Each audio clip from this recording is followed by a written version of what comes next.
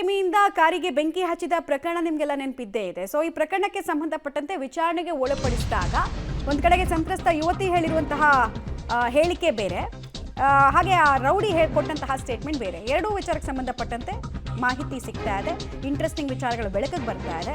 ಪೊಲೀಸರ ಎದುರು ರಾಹುಲ್ ಮತ್ತು ಪ್ರೇಯಸಿ ಇಬ್ಬರ ಹೇಳಿಕೆ ಕೂಡ ದಾಖಲಾಗಿದೆ, ಕನ್ಫೆಷನಲ್ ಸ್ಟೇಟ್ಮೆಂಟ್ಸು.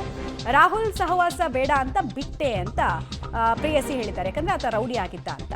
ಆಕೆಗಾಗಿ ಲಕ್ಷಾಂತರ ರೂಪಾಯಿ ಖರ್ಚು ಮಾಡಿದ್ದೀನಿ ಅನ್ನೋದು ರಾಹುಲ್ ಮಾತು. ನನ್ನ ಅವಾಯ್ಡ್ ಮಾಡ್ತಾ ಇದ್ಲು, ಹೀಗಾಗಿ ಹೆದರಿಸೋದಕ್ಕೆ ಬೆಂಕಿ ಇಟ್ಟುಬಿಟ್ಟೆ ಅಂತ ಆತ ಕನ್ಫೆಷನಲ್ ಸ್ಟೇಟ್ಮೆಂಟಲ್ಲಿ ಹೇಳಿದ್ದಾನೆ. ಪೊಲೀಸರ ಎದುರು ರಾಹುಲ್ ಹೇಳಿಕೆಯನ್ನು ಕೊಟ್ಟಿದ್ದಾನೆ. ಉದ್ದೇಶ ಹೆದರಿಸೋದಾಗಿತ್ತು, ಭಯ ಮೂಡಿಸೋದಾಗಿತ್ತು ಅನ್ನೋದನ್ನು ಆತನೇ ಒಪ್ಕೊಂಡಿದ್ದಾನೆ. ಹೀಗಾಗಿ ಕಾನೂನು ಸಂಕಷ್ಟ ಯಾವ ರೀತಿ ಮುಂದುವರಿಯುತ್ತೆ ಅನ್ನೋದನ್ನು ನೋಡಬೇಕಾಗತ್ತೆ. ಮತ್ತೆ ಇಬ್ಬರು ಹೇಳಿರೋದ್ರಲ್ಲಿ ಸತ್ಯ ಯಾವ್ದು ಜಾಸ್ತಿ ಅನ್ನೋದು ಕೂಡ ಮತ್ತೊಂದ್ಸಲ ಪೊಲೀಸರು ಕ್ರಾಸ್ ವೆರಿಫಿಕೇಶನ್ ಮಾಡ್ತಾರೆ. ಕನ್ಫೆಷನಲ್ ಸ್ಟೇಟ್ಮೆಂಟ್ ಆಧಾರದ ಮೇಲೆ ತನಿಖೆ ಕೂಡ ಆಗುತ್ತೆ. ಸಾರ್ವಜನಿಕರು ಬೆಚ್ಚಿ ಬಿದ್ದಿದ್ರು, ಯಾಕಂದ್ರೆ ಪೊಲೀಸ್ ಸ್ಟೇಷನ್ ಎದುರುಗಡೆ ಇದ್ದಂತಹ ಬೈಕ್ಗಳನ್ನ ಸುಟ್ಟಾಕೋ ಪ್ರಯತ್ನವನ್ನ ಈತ ಮಾಡಿದ್ದ. ಮತ್ತೆ ಇನ್ನೊಂದು ಅಪಾರ್ಟ್ಮೆಂಟ್ನ ಬೇಸ್ಮೆಂಟ್ಗೆ ನುಗ್ಗಿ ಎರಡೆರಡು ಕಾರ್ಗೆ ಬೆಂಕಿ ಹಚ್ಚಿ ಆತನ ಆಟೋಟೋಪವನ್ನು ತೋರಿಸಿದ್ದ. ಡೀಟೇಲ್ಸ್ ಕೊಡ್ತಾರೆ ನಾಗೇಶ್.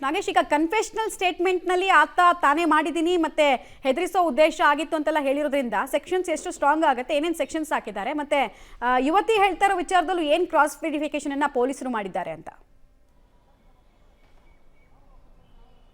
ಮಮತಾ, ಪಾಗಲ್ ಪ್ರೇಮಿ ರಾಹುಲ್ ಅಲಿಯಾ ಸ್ಟ್ರಾಲ್ ರಾಹುಲ್ ಏನು ಮನೆಗೆ ಹೋಗಿ ಬೆಂಕಿ ಹಾಕಿ ತಲೆಮರೆಸ್ಕೊಂಡಿದ್ದ. ಅದಾದ ಬಳಿಕ ಸಿಸಿಬಿ ಪೊಲೀಸರು ಆತನನ್ನು ಬಂಧನ ಮಾಡಿ ತನಿಖೆಯನ್ನು ಮಾಡಿರುವಂಥದ್ದು. ತನಿಖೆ ವೇಳೆ ಆತ ತಾನು ಮಾಡಿದ ತಪ್ಪನ್ನು ಒಪ್ಕೊಂಡಿದ್ದಾನೆ ಅನ್ನುವಂಥ ಮಾಹಿತಿಗಳು ಕೂಡ ಗೊತ್ತಾಗ್ತಿರುವಂಥದ್ದು. ಅದರ ಜೊತೆಗೆ ಆಕೆಯ ಪ್ರೇಯಸಿ ಕೂಡ ಅವಳ ಸ್ಟೇಟ್ಮೆಂಟನ್ನು ಕೂಡ ಸಿಕ್ಕಿ ಹೆಚ್ಚುಕಟ್ಟು ಠಾಣಾ ಪೊಲೀಸರು ಪಡೆದುಕೊಂಡಿದ್ದರು.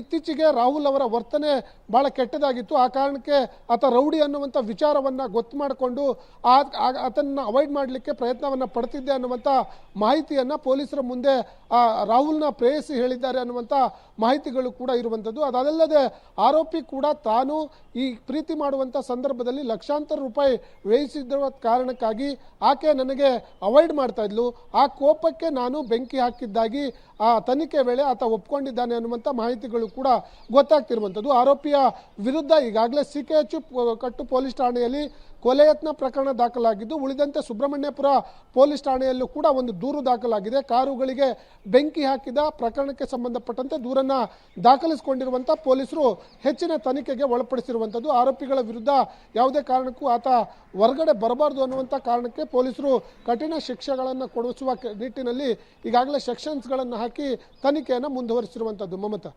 ಧನ್ಯವಾದ ತಮ್ಮ ಮಾಹಿತಿಗಾಗಿ. ಕಠಿಣ ಸೆಕ್ಷನ್ಗಳನ್ನು ಸದ್ಯಕ್ಕೆ ಈ ಪ್ರಕರಣದಲ್ಲಿ ರಾಹುಲ್ ವಿರುದ್ಧ ಹಾಕಿದ್ದಾರೆ. ಈ ಪ್ರಕರಣ ಇನ್ನೂ ಯಾವ್ಯಾವ ಹೊಸ ಆಯಾಮಕ್ಕೆ ತಿರುಗಿಕೊಳ್ಳುತ್ತೆ ಅನ್ನೋದನ್ನ ನೋಡಬೇಕಾಗತ್ತೆ.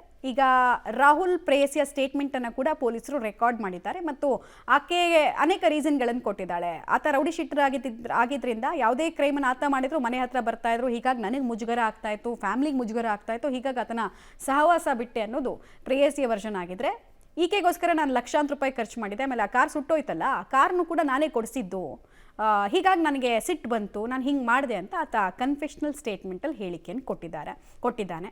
ಈಗ ಸ್ಥಳ ಮಹಜರು ಅಂತೆಲ್ಲ ಪ್ರಕ್ರಿಯೆಗಳು ನಡೆಯುತ್ತೆ. ಅದಾದ ನಂತರ ಈ ಸೆಕ್ಷನ್ಸ್ ಇನ್ನೂ ಯಾವ ರೀತಿ ಈತನಿಗೆ ಕಂಟಕ ಆಗುತ್ತೆ ಅನ್ನೋದನ್ನ ನೋಡಬೇಕಾಗತ್ತೆ. ಮತ್ತು ಕ್ರಿಮಿನಲ್ ಬ್ಯಾಕ್ಗ್ರೌಂಡ್ ಇರೋದ್ರಿಂದ ಕೇಸ್ ಸ್ಟ್ರಾಂಗ್ ಆಗೋದ್ರಲ್ಲಿ ಯಾವುದೇ ಅನುಮಾನ ಇಲ್ಲ. ಕೋಪದ ಕೈಗೆ ಬುದ್ಧಿ ಕೊಟ್ಟರೆ ಏನಾಗುತ್ತೆ ಅನ್ನೋದಕ್ಕೆ ಇದು ಉದಾಹರಣೆ.